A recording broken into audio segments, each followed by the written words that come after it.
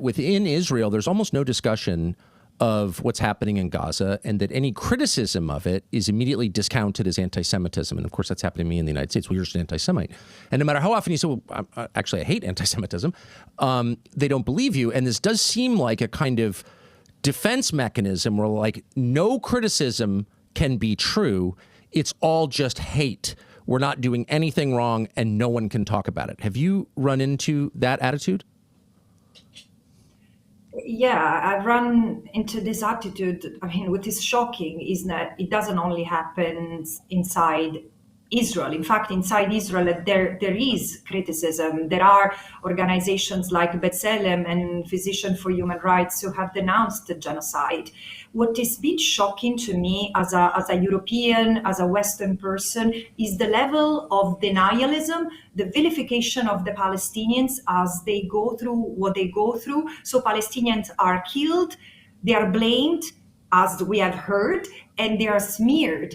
And there has been a denialism of what is happening that is again, has no precedent in recent history. As a European, I've been raised, educated to what the Holocaust has been. And I know that the Holocaust, it's a misrepresentation arguing that the Holocaust happened in concentration camps only. No, the Jewish people, millions of Jewish people were discriminated against for longer than we can name.